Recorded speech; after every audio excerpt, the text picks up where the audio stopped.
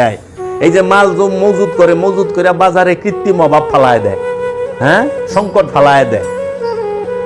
দরকার হয় জাহাজ ডুবাই দিমু সাগরে, তারপরও ওই জাহাজ না বাজারে পচায় ফালাইব, কিন্তু 2 টাকা কমে বেচবো না। দেখি যায় শাক পচায় ফালায়, তরকারি পচায় ফালায়, কিন্তু 2 টাকা 5 টাকা 10 টাকা কমে বেচবো না। অনেক গরিব তো পারে না, গরিবের খাইতে মনে চায় কিন্তু আওকাত নাই, দিবে না। এই মন মানসিকতাতে ওই সবজিটা, ওই শাকটা তো মানুষ সৃষ্টি করে না, আল্লাহর নিয়ামত পছাই লাগে, আর আল্লাহর সৃষ্টিরে কষ্ট দিলে লাগে। তুমি কি মনে করেছ, তুমি ভেবেছ কি মনে এই ত্রিভুবনে তুমি যাহা করে গেলে কেউ তো জানে না, বারে বারে আর আশা হবে না।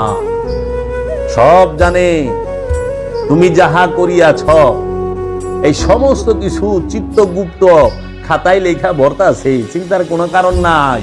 তোমাকে ছাড়া হবে না, ধরা হবে। সবার কাছে ফাঁকি ঝুঁকি চলে, আল্লাহ রসুলের কাছে ফাঁকি ঝুঁকি চলে না, আল্লাহ রব্বুল আলামিনের কাছে ফাঁকি ঝুঁকি চলে না, ওলিয়ে কামেলের কাছে ফাঁকি ঝুঁকি চলে না।